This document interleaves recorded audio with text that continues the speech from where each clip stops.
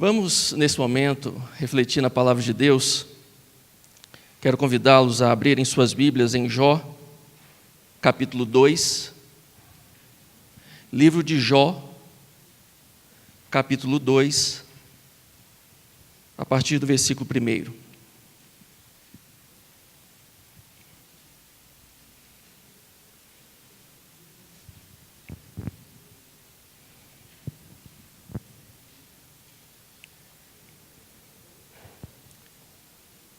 Diz assim o texto: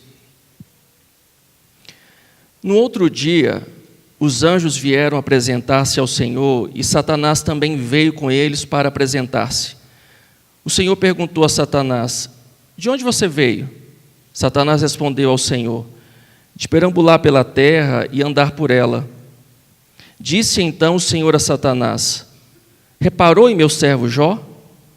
Não há ninguém na terra como ele, irrepreensível, íntegro, homem que teme a Deus e evita o mal. Ele se mantém íntegro, apesar de você me haver instigado contra ele para arruiná-lo sem motivo.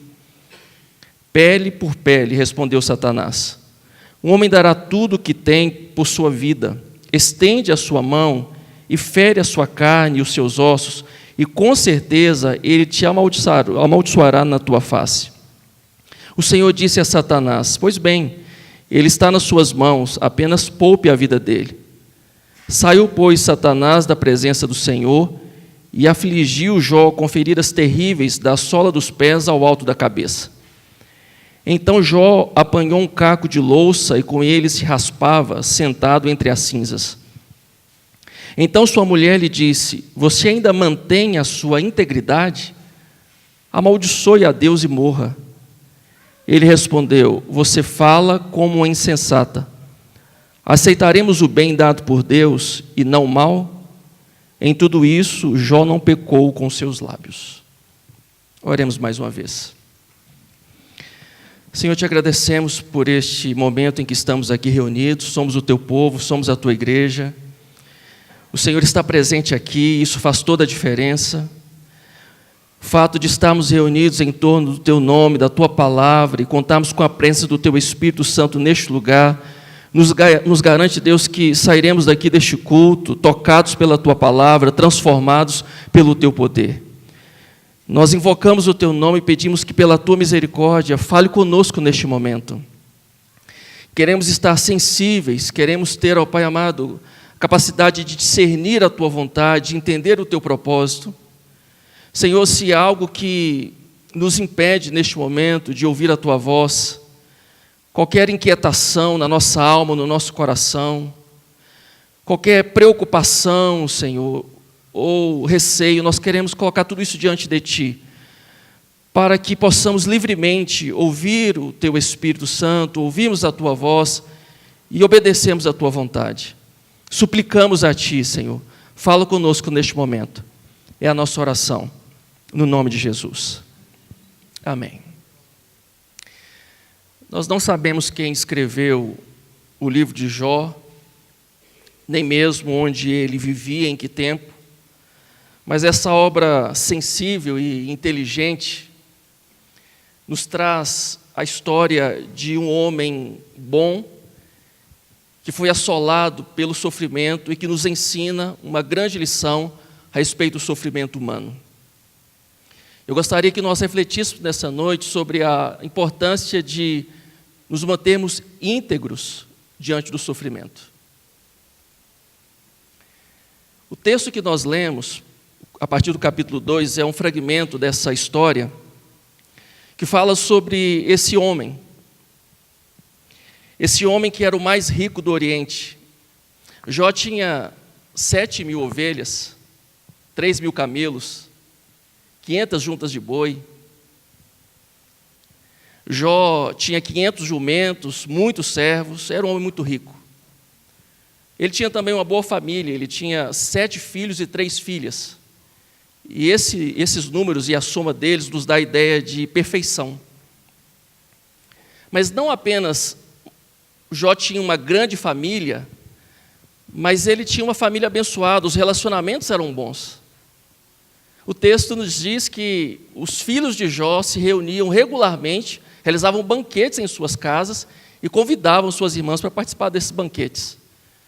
Não nos fica claro aqui qual que era a periodicidade, mas se eram 7 filhos, na pior das hipóteses, se fosse uma vez ao ano, eles se encontravam pelo menos 7 vezes no ano para celebrar.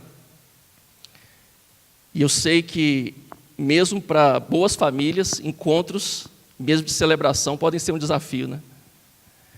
Na família da minha esposa, a gente habitualmente se reúne no final do ano, no Natal, e é um desafio a gente definir o cardápio e organizar a festa.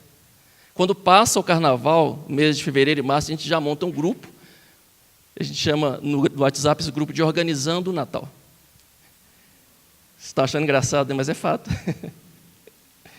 É um grupo, na verdade, para a gente manter o contato, mas a gente tenta organizar o Natal a partir de fevereiro, porque já aconteceu da gente chegar no Natal e, por não termos conseguido um consenso a respeito do cardápio, a gente, numa mesma ceia, comer peixe, carne de boi, de frango e porco. Fora os acompanhamentos, né? Mas aqui os filhos de Jó pareciam viver uma boa comunhão, era uma boa família. Jó era um homem também que temia a Deus, tanto que ele sempre oferecia ao Senhor sacrifício pelos seus filhos, para que, se porventura os seus filhos do íntimo tivessem pecado contra Deus, eles pudessem ser perdoados e abençoados.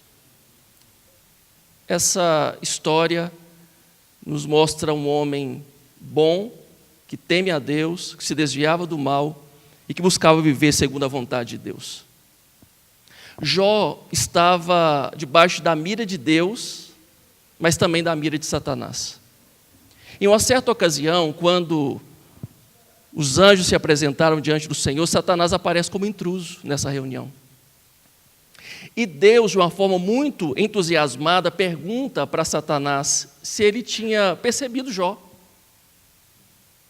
E interessante que Deus destaca os atributos morais e espirituais de Jó em detrimento das suas qualidades ou da sua riqueza. Jó era um homem rico, mas Deus diz: você percebeu em Jó que é um homem reto, íntegro, que me teme e que desvia do mal? Deus está com os olhos voltados para nós, e Ele conhece tudo a respeito da nossa vida. Ele conhece, inclusive, a nossa conta bancária. Ele sabe o que você tem lá, se tem alguma coisa. Mas o que mais chama a atenção de Deus são as coisas do nosso coração. É a nossa vida interior, é o nosso caráter. Deus está muito interessado na nossa alma, nas coisas que nós abrigamos no nosso coração. Ele conhece. Deus perguntou para Satanás: você viu meu servo Jó, que é homem reto, temente, íntegro? Satanás então disse para Deus: sim, eu vi, Jó realmente é tudo isso. Mas será que ele é tudo isso de graça? Será que Jó teme ao Senhor sem interesse? Satanás então diz para Deus: toca nele, tira os bens dele, toca na família dele, o Senhor verá se ele não vai blasfemar, se ele não vai te amaldiçoar.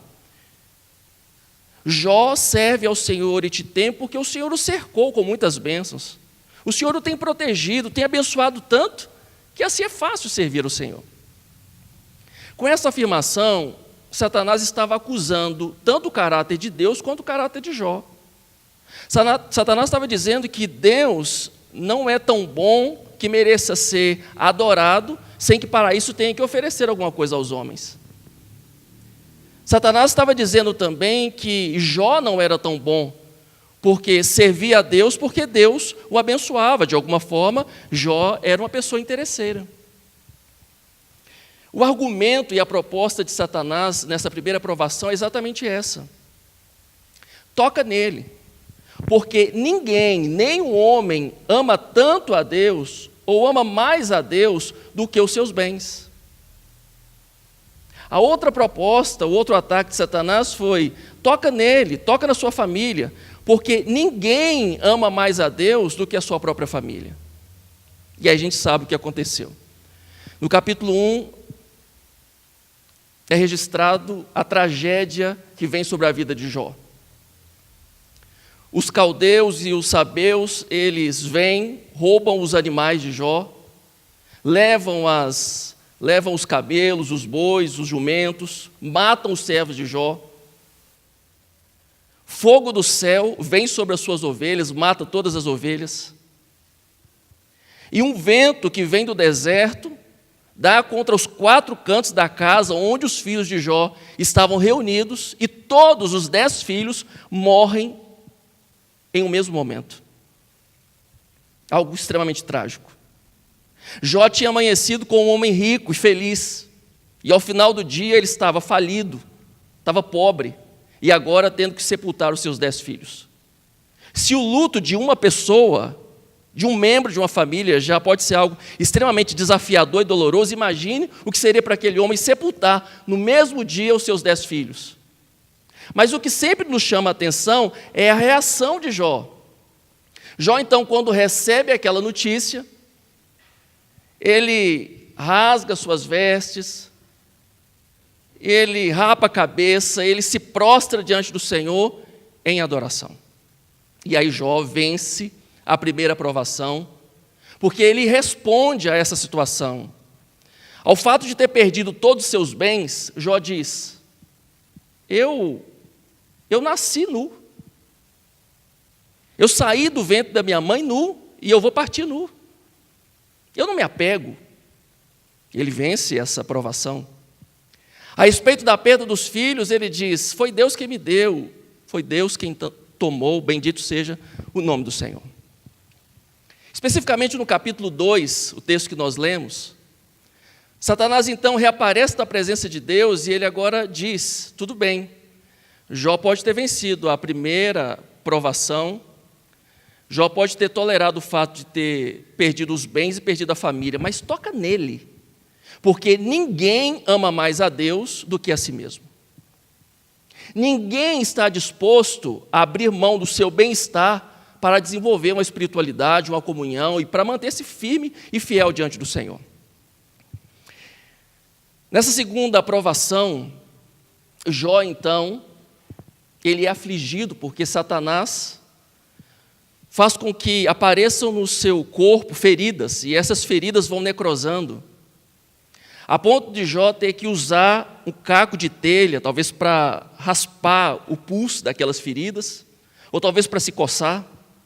Surgiam bolhas que Jó tinha que mordê-las na tentativa de aliviar a sua dor e o sofrimento.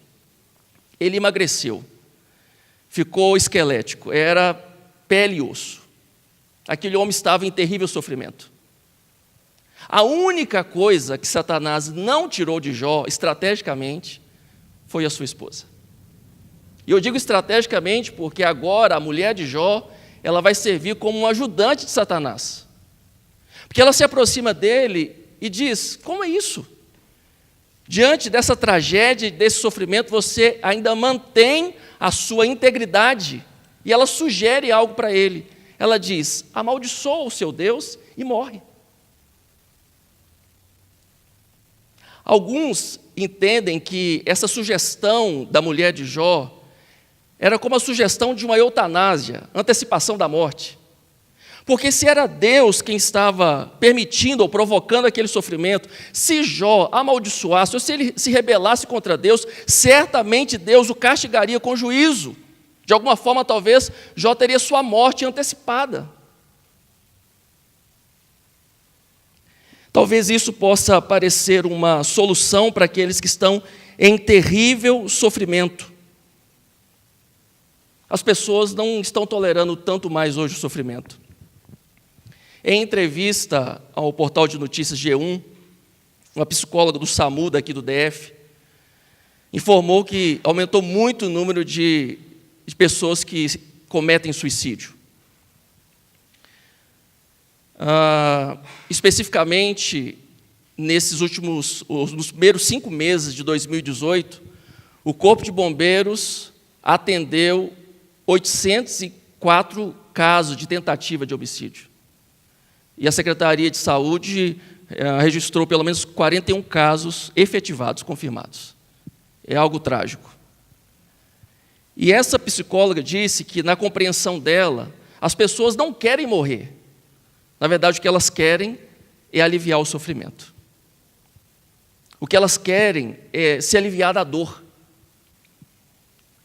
As pessoas hoje têm pouca tolerância à frustração, ao sofrimento, à decepção. E não é este o único caminho que as pessoas usam para fugir do sofrimento.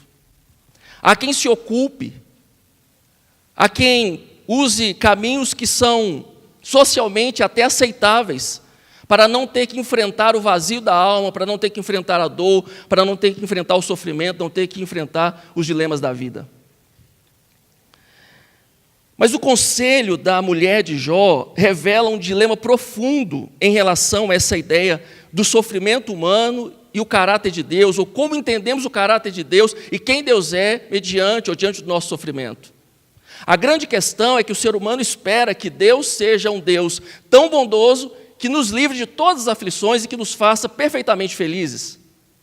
E se Deus não faz isso, ou Deus não é tão bom quanto achamos que Ele é, ou Ele não é tão poderoso como achamos que Ele é. Na verdade, a gente tem a expectativa não de um pai no céu, mas talvez um avô. Como aquele que nos leva até o playground e ali, depois de um dia, chega para a gente e pergunta: "Ei, vocês estão totalmente felizes?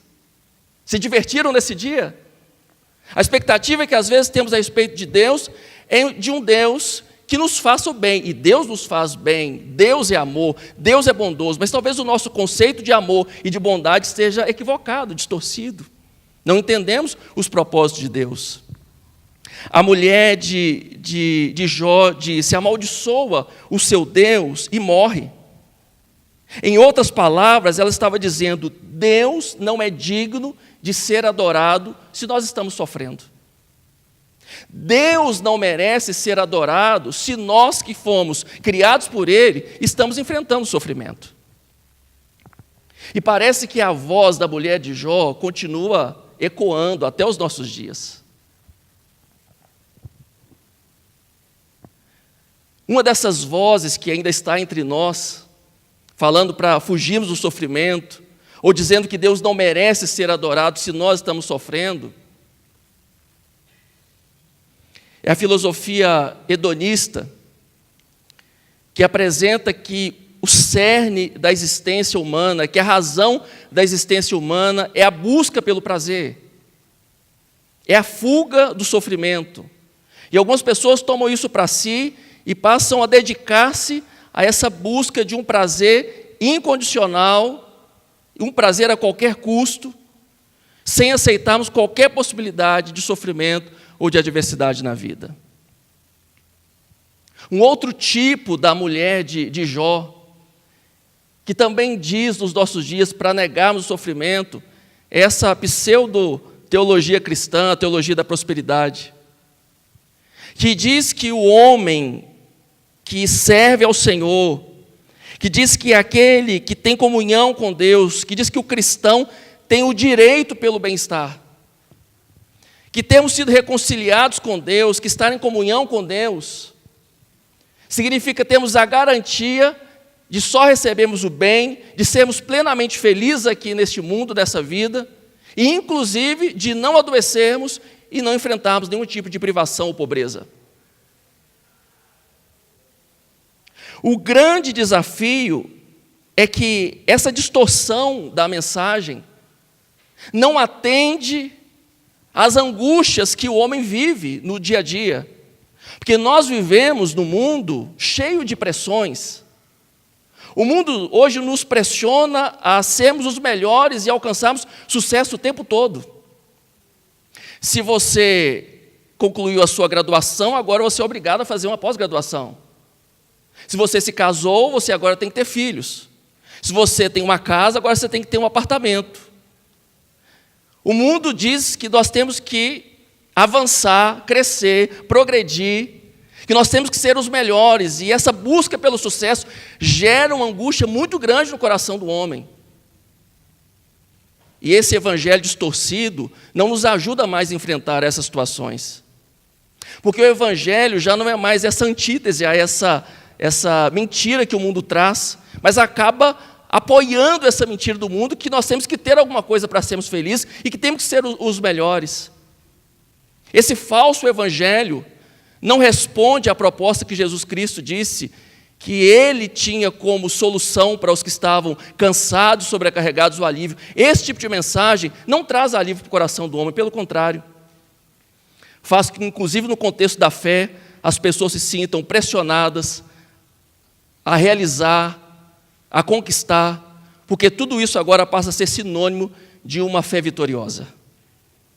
Só somos vitoriosos espiritualmente se estamos conquistando as coisas, se adquirimos coisas, se temos, se apresentamos, se realizamos. Mas Jó também venceu essa segunda provação. Ao ser tocado também na sua carne, ao perder a sua saúde, ao chegar nessa situação de extremo sofrimento, mesmo diante do conselho da sua esposa, Jó disse: aceitaremos o bem dado pelo Senhor e não aceitaremos o mal? Jó nos mostra que é possível sermos íntegros, mesmo em meio ao sofrimento, e ele nos convida a ter esse mesmo posicionamento, a mesma atitude. Por isso, na história de Jó, a gente pode tirar algumas lições sobre como enfrentarmos o sofrimento com integridade. E para que isso aconteça, uma das questões importantes é, nos momentos de adversidade, nós nos cercarmos dos amigos. Quando tudo isso aconteceu, os amigos de Jó foram informados e eles vieram até Jó, se reuniram para demonstrar solidariedade, choraram em voz alta, rasgaram as suas vestes, jogaram terra sobre a cabeça, se assentaram no chão e durante 7 dias e 7 noites permaneceram ali em total silêncio, respeitando o sofrimento de Jó. Como é bom termos amigos para estarem conosco nos momentos de sofrimento, nos momentos de angústia. E às vezes, o que os amigos poderão fazer de melhor por nós é exatamente permanecer em silêncio. Como o pastor Welton disse, amigos para nos ouvirem, para nos permitir esse processo de externar as angústias, o sofrimento, as dores. Eu atuei durante alguns anos como conselheiro na igreja que eu pastoreei e diariamente, semanalmente, atendia no gabinete pastoral. E eu acabei trazendo essa postura do conselheiro para a minha casa, para o meu casamento, para o relacionamento com a minha esposa. Muitas vezes ela chegava e queria compartilhar de alguma angústia, alguma situação que estava vivendo, e eu acionava o botão de conselheiro e queria, naquele momento, mostrar para ela quais eram os melhores caminhos, as melhores alternativas. Eu demorei para entender que muitas vezes ela não queria falar com o conselheiro, ela queria falar só com o marido. E eu não tinha que dar respostas, era só para ouvir. Às vezes a gente teme se aproximar de pessoas que estão em sofrimento, porque a gente pensa assim, eu não tenho respostas para essa situação, e às vezes a gente não precisa ter. Em novembro do ano passado, meu pai faleceu, e eu me lembro que no velório, muitos amigos passaram por ali para dar um abraço, para estar comigo, com a minha família. Pessoas que eu já não via há anos, amigos de infância, pessoas que foram vizinhos há mais de 30 anos atrás, apareceram ali no velório. E eu vou dizer para vocês que eu pouco me lembro das palavras que eles disseram. E até porque a gente sabe que num momento como este, não há muito que se possa dizer. Mas eu me lembro dos abraços, eu me lembro da afeição, eu me lembro das pessoas que sentaram comigo no banco da igreja e que choraram comigo. Muitas vezes eu me propus esse papel, e ali, do outro lado, reforçou para mim a importância de ter gente conosco na hora do sofrimento. Para passarmos pelo sofrimento com integridade, é bom estarmos cercados de amigos.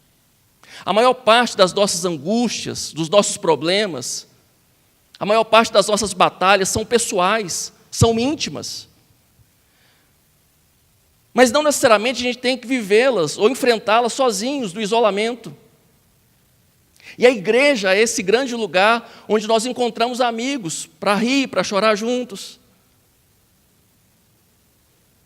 Talvez alguns por estarem impedidos de um contato com a família, talvez distantes geograficamente, ou por qualquer outro motivo, não podem desfrutar da comunhão com a família, e encontram na igreja essa grande família, essa comunidade, lugar onde nós nos apoiamos, onde nós caminhamos uns com os outros e somos instrumentos de Deus para passarmos por momentos como esse. Daí a importância, então, de você, na hora do sofrimento, não se isolar, e a importância de nós, enquanto igreja, não nos esquivarmos das pessoas que estão enfrentando situações que nós não temos respostas para elas. Não podemos fazer como o sacerdote e o levita, que, como na parábola do bom samaritano, ao ver o homem que estava assaltado pela vida, que tinha sido assaltado, que estava à beira do caminho, se esquivou dele. Espera-se de nós, que tememos ao Senhor, que sejamos sensíveis, que tenhamos empatia pelo sofrimento do outro, que não mudemos a rota, que tenhamos coragem de ir ao encontro, que tenhamos coragem de encarar de frente o sofrimento do outro, mesmo que a gente não tenha resposta nenhuma para isso. Para passar pelo sofrimento com integridade, a gente precisa de bons amigos, de pessoas ao nosso redor. Eu não gosto muito de fazer o que eu vou fazer agora, porque eu penso que pode ser algo muito forçado. Mas se você achar que faz algum sentido, quem sabe você pode se dirigir para alguém que está aí do seu lado, próximo de você, e se colocar à disposição. Se você não achar que pode fazer isso agora, leva isso como dever de casa. A gente sabe que a igreja é para isso, mas às vezes é bom a gente ouvir as pessoas dizer, olha, eu estou aqui, pode contar comigo. Quer fazer isso agora?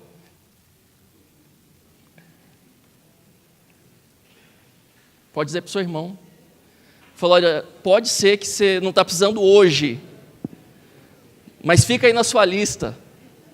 Se precisar, conte comigo. Você não está sozinho nessa jornada.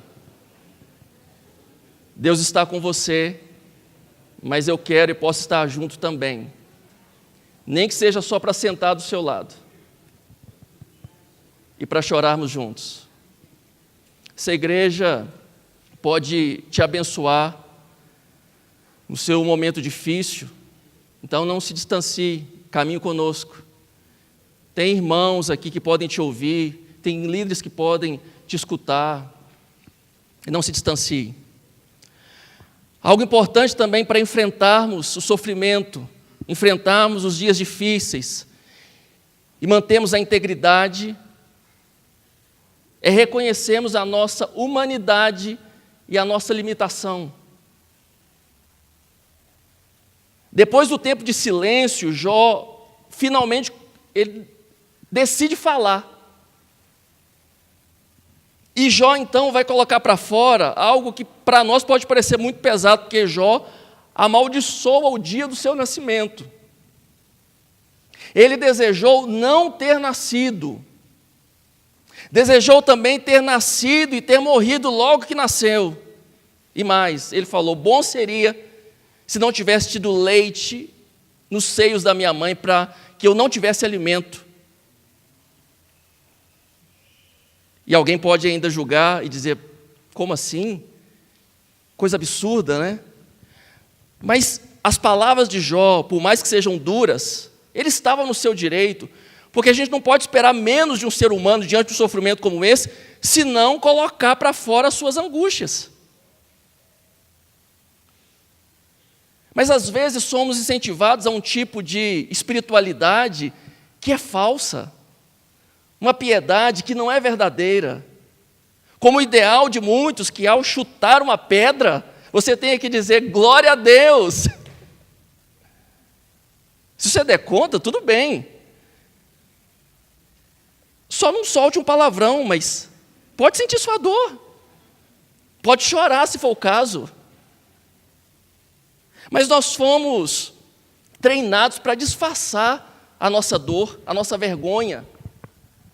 Um amigo meu me contou um caso, não sei nem se é a melhor ilustração para isso aqui, mas me lembrei agora desse episódio. Ele disse que um dia estava descendo do ônibus, do transporte coletivo, e quando ele estava no último degrau, ele tropeçou. E ele já ia caindo do ônibus, e o ônibus cheio, e tinha muita gente na rua. Por causa daquela vergonha e do constrangimento de ter tropeçado, diz ele que desceu correndo. E continuou correndo, até que o ônibus passasse por ele, porque ele queria dar a ideia de que foi proposital, que ele estava no controle. Temos vergonha de mostrar para os outros as nossas angústias, as nossas fragilidades. Somos humanos. Deus não espera algo diferente de nós. Deus não espera que a gente seja super-homem, que a gente não chore, que engula o choro e que demonstre não se afetar com os problemas e com o sofrimento. Deus sabe do material frágil que nós somos feitos, Deus sabe das nossas limitações e Ele te permite ser quem você é.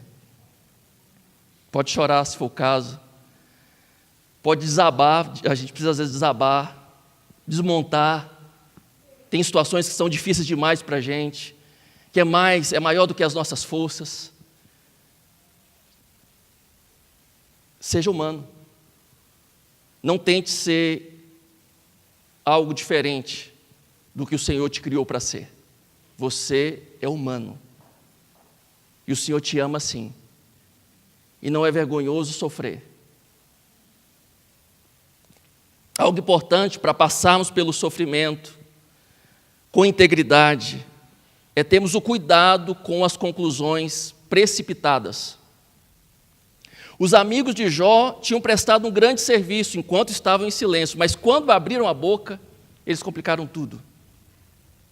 Porque eles aqui apresentaram então a seguinte análise, fizeram teologia a partir da situação, disseram, olha Jó, isso tudo está acontecendo com você, só pode ter um motivo, você pecou contra Deus, portanto, se arrependa, volte para Deus, vai ficar tudo resolvido.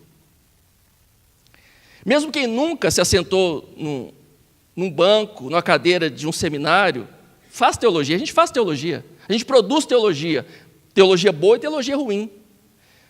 A gente, a partir da situação que a gente vive, a gente começa a pensar Deus, pensar aquilo que Deus é, que o homem é, e a gente chega a algumas conclusões, às vezes erradas e precipitadas.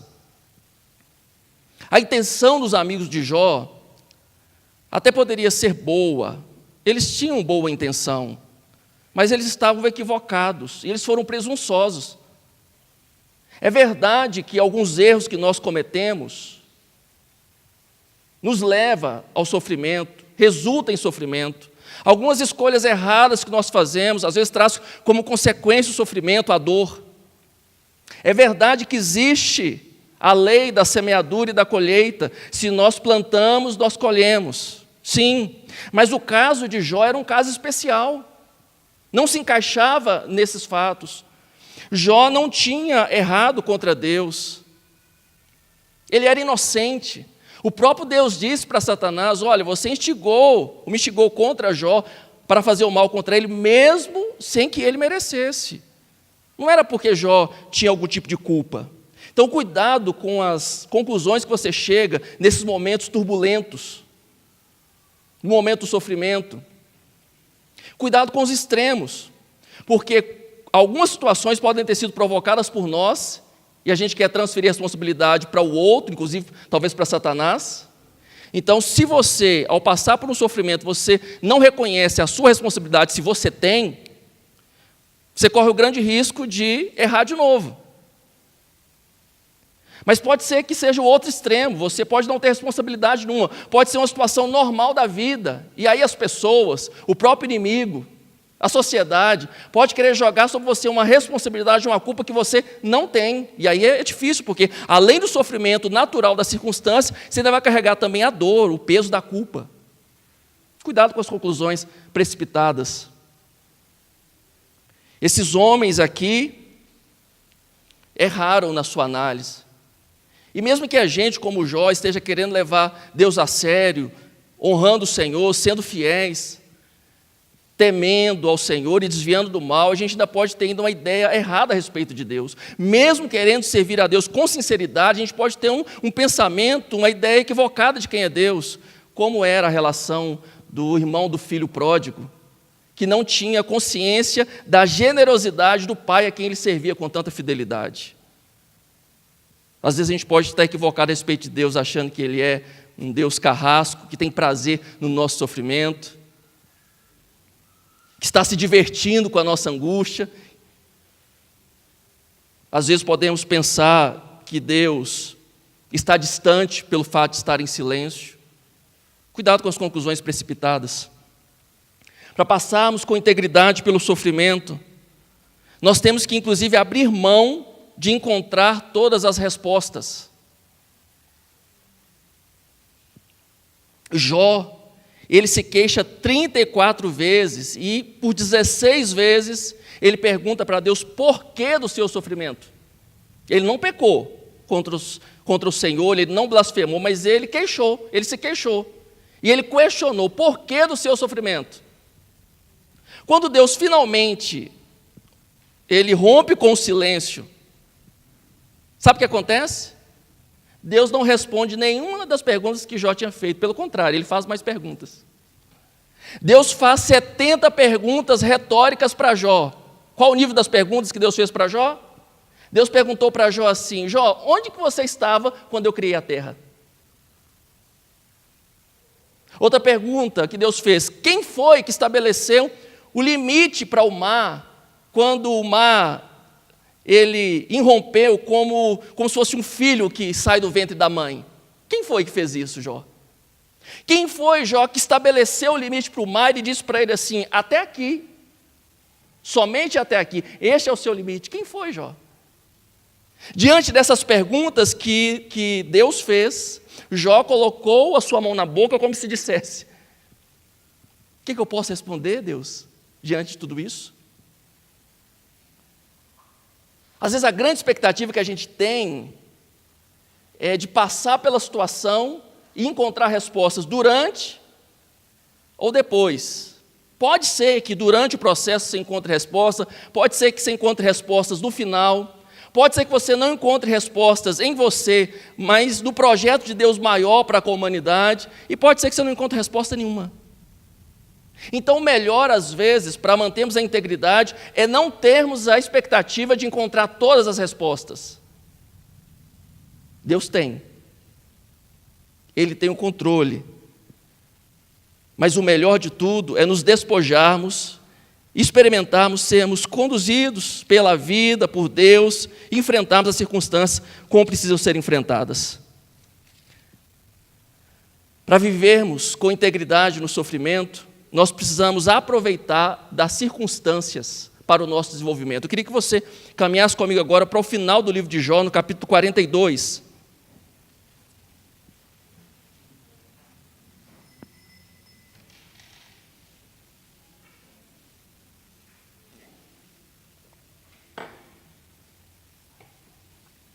Jó 42. Depois de passar por todo esse processo, Jó agora, ele responde ao Senhor. Versículo 2: sei que podes fazer todas as coisas, nenhum dos teus planos pode ser frustrado. Tu perguntaste: quem é esse que obscurece o meu conselho sem conhecimento? Certo é que falei de coisas que eu não entendia, coisas tão maravilhosas que eu não poderia saber. Tu disseste: agora escute e eu falarei. Vou fazer-lhe perguntas e você me responderá. Meus ouvidos já tinham ouvido a teu respeito, mas agora os meus olhos te viram. Por isso, menosprezo a mim mesmo e me arrependo no pó e na cinza. Aqui nós temos claramente a ideia de que Jó, ele aproveitou da experiência que teve para o seu aprimoramento, porque no versículo 2 ele diz: sei que podes fazer todas as coisas. Jó tirou lição da sua experiência e concluiu que Deus é onipotente. Ele disse: eu sei que podes fazer todas as coisas. Que excelente conclusão para nós tirarmos a respeito do nosso sofrimento. Deus pode fazer todas as coisas. não significa que Ele fará da forma como nós queremos e nem mesmo no tempo em que nós desejamos, mas Ele pode fazer.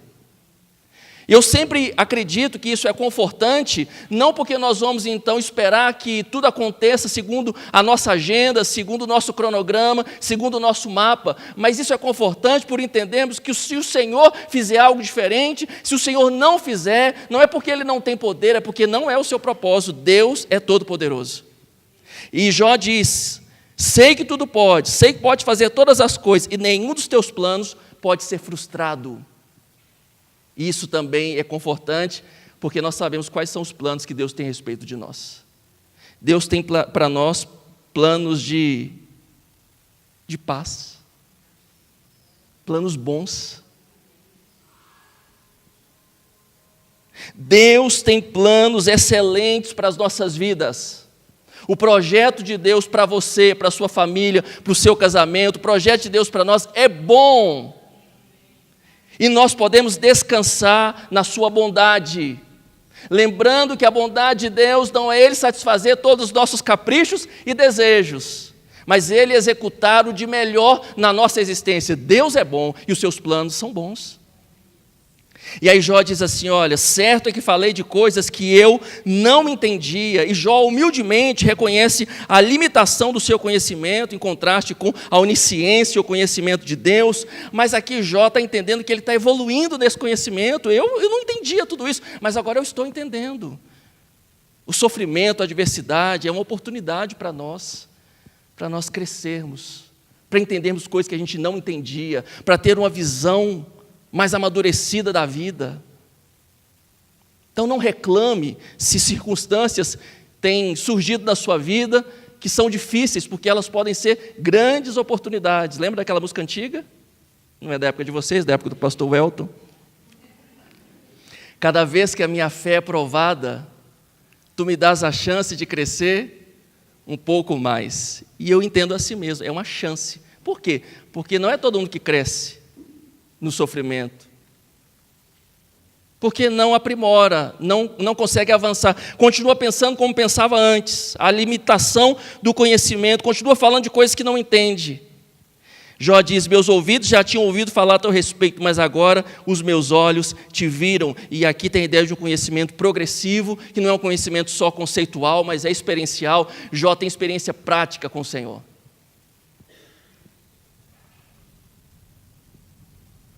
Muitos de nós gostaríamos de dizer como Jó: eu te conhecia de ouvir falar, mas agora os meus olhos te veem. Mas poucos de nós gostaríamos de ter vivido o processo que Jó viveu. Longe de nós desejar algo desse tipo.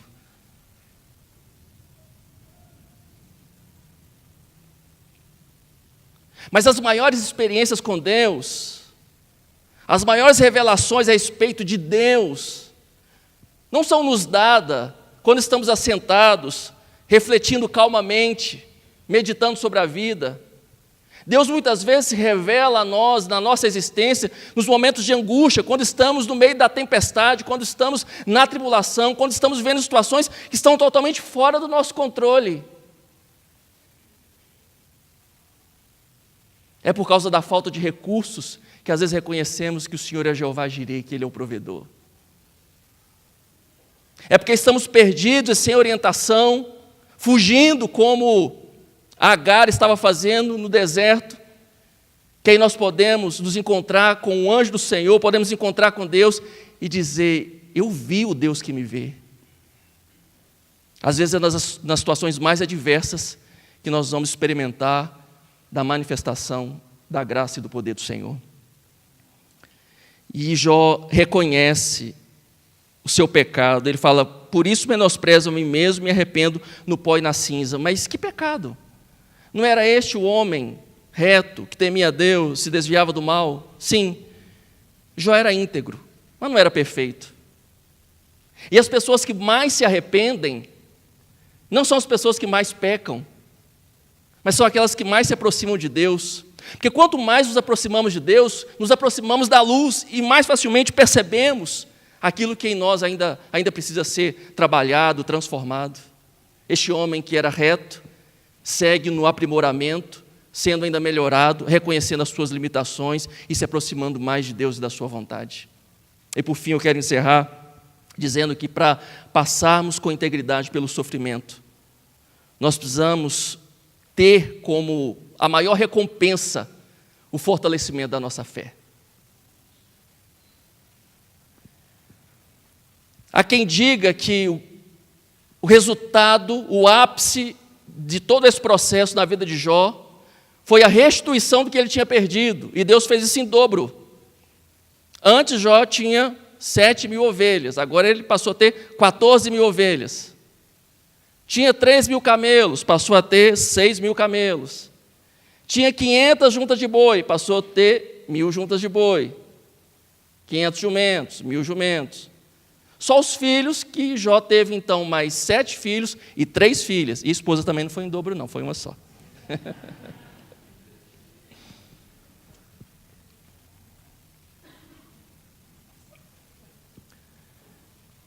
Mas me parece que a maior recompensa que nós podemos esperar do processo de sofrimento não é a restituição, não é a multiplicação das bênçãos, mas é o aprofundamento do nosso relacionamento com Deus.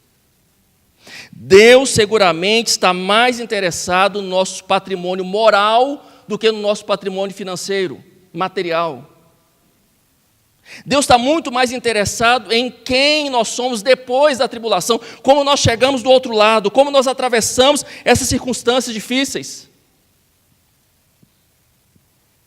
O que mais podemos esperar a partir do sofrimento é o aprimoramento da vontade de Deus, porque nós entendemos que podemos nos gloriar na tribulação, porque a tribulação, o que ela produz para nós? A tribulação produz para nós paciência, a paciência produz experiência, e a experiência produz esperança. O resultado final da tribulação na nossa vida é o aprimoramento da nossa vida, da nossa fé, da nossa esperança no Senhor. Deus está muito mais interessado em nos tornar santos do que simplesmente trazer a nós bem-estar. Entenda isso. Deus quer o seu bem. Mas o bem que Deus quer para você não é só o seu bem-estar. Deus quer te transformar à imagem do Filho dele. O Senhor sabe do nosso sofrimento, Ele não é indiferente. Como não era indiferente, Jesus não era indiferente do sofrimento da igreja que era perseguida. Quando Ele escreveu a igreja de Esmirna, Ele falou: eu sei do sofrimento de vocês. Eu sei da perseguição que vocês estão enfrentando. Mas apesar disso, Jesus não se propôs a isentar aquela igreja do sofrimento, mas Ele falou: sejam fiéis, permaneçam fiéis, tem recompensa. Não é recompensa aqui, mas é recompensa adiante.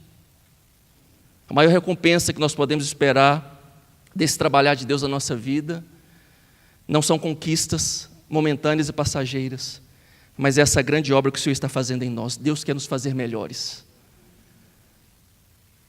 O Senhor quer nos fazer firmes, íntegros, retos. A gente às vezes, irmãos, erra porque a gente gosta muito de contar testemunho de vitória, né? A gente só conta para os outros depois que já passou tudo e a gente já venceu a situação. A gente fala: olha, aconteceu um milagre na minha vida. Isso edifica, sim, isso encoraja as pessoas. Mas se a gente fosse talvez um pouco mais honestos a respeito daquilo que a gente está sofrendo, isso também iria edificar, sabe por quê? Porque a gente ia ver que tem mais gente como nós, que não está vivendo a situação perfeita, que não está tudo bem, mas que continua fiel ao Senhor, que ama o Senhor, que não abre mão do relacionamento com Ele. O maior testemunho que nós podemos buscar na vida de Jó não é o resultado final da restituição de tudo que ele experimentou, mas o testemunho que ele deu no processo de ter se mantido íntegro diante do Senhor, mesmo quando as coisas não iam bem. Você pode viver essa integridade, nós podemos viver essa integridade. Nesse sofrimento, pequeno ou grande, que você esteja enfrentando, ou que vier a enfrentar, nós podemos viver retamente, glorificando o nome do Senhor. Rejeitando e recusando essas vozes que nos dizem que temos que ter prazer o tempo todo. E que ser abençoado é não passar por dificuldades. Nós precisamos e podemos rejeitar essas vozes, porque são vozes insensatas, são vozes de loucos. Do Senhor recebemos tudo o que Ele tem para nós. E com gratidão nós vamos avançando, acreditando que Ele pode todas as coisas e nenhum dos seus planos podem ser frustrados. Eu queria te convidar a encerrarmos neste momento orando. E você pode fazer isso da forma que você achar que faz mais sentido para você. Até porque talvez se eu sugerisse algum gesto, isso poderia ser vazio. Se apenas levantarmos as nossas mãos como um ato automático, levantamos nossas mãos nos cultos, pode não significar nada. Mas o levantar as mãos pode ser uma manifestação da nossa alma que deseja se aproximar de Deus ou reconhecer a sua glória e o seu poder. Eu não sei que gesto hoje poderia ter sentido para você, mas a minha alma hoje gostaria de se prostrar diante do Senhor. Talvez você vai encontrar algo que tenha para você mais sentido. De pé, assentado, com as mãos erguidas ou abaixadas ou ajoelhado. Mas o que eu queria te convidar é para colocar sua alma diante de Deus. O sofrimento não distanciou Jó de Deus, mas o aproximou. Quando as notícias ruins vieram, Jó se prostrou diante de Deus. Feche seus olhos e tenha liberdade de se colocar diante do Senhor de acordo com aquilo que a sua alma deseja. Não tenha pressa de dizer alguma coisa para Ele. Não tenha medo do silêncio. Não tenha medo do seu silêncio, não tenha medo do silêncio de Deus. O silêncio dele não significa que ele está distante ou indiferente.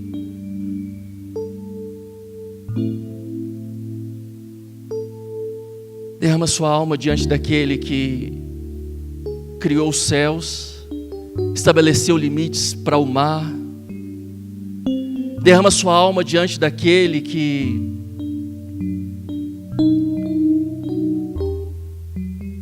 conduziu Jó num processo tão difícil e doloroso, mas que gerou aprimoramento, transformação, aprofundamento. Você não está sozinho. Você está entre amigos. Você está aqui nesse culto, cercado de pessoas que, assim como você, enfrentam também desafios e dilemas. Coisas que talvez ninguém consegue perceber e entender, coisas que estão no nosso coração, que não podem ser vistas por ninguém. Mas está aqui aquele que vê, que conhece, que nos socorre. Eu queria te encorajar a derramar o seu coração diante do Senhor. Senhor, nós nos achegamos diante de Ti. Não temos muitos argumentos, Deus.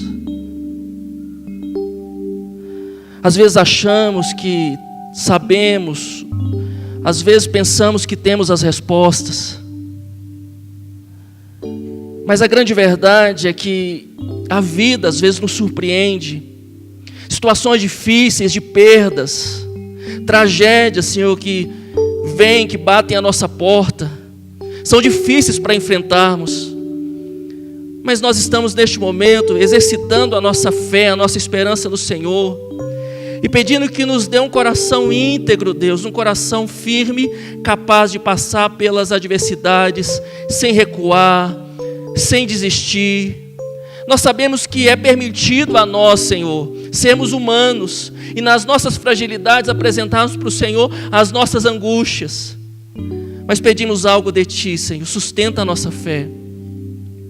Ao final de tudo isso, se não nesse tempo aqui na terra, mas ao final de toda a nossa peregrinação, quando chegarmos diante do Senhor, acreditamos, tudo terá um sentido, e o grande sentido de todas as coisas é que o Senhor está trabalhando em nós, o Senhor está nos transformando, o Senhor está nos aperfeiçoando, o Senhor está movendo em nossas vidas. Ajuda-nos, Senhor. Ajuda os Teus filhos e filhas que aqui estão aqueles que estão extremamente alegres e felizes, ou aqueles que estão angustiados, aqueles que estão talvez vivendo um momento de luto, de perda, aqueles que estão vivendo, Senhor, uma situação de tragédia. Socorre a cada um de nós, sustenta-nos, ó Pai amado, em Tua presença. Nos derramamos diante de Ti e confiados, Senhor, no Teu favor.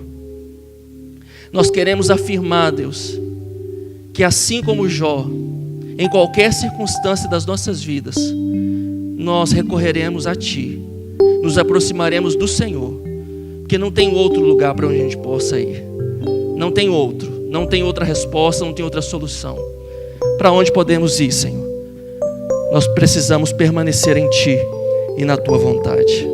Por isso oramos, no nome de Jesus. Amém.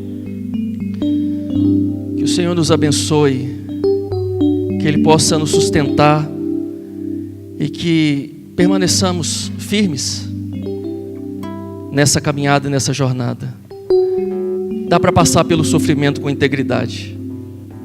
Dá para desfrutar da presença de Deus mesmo em meio às lutas.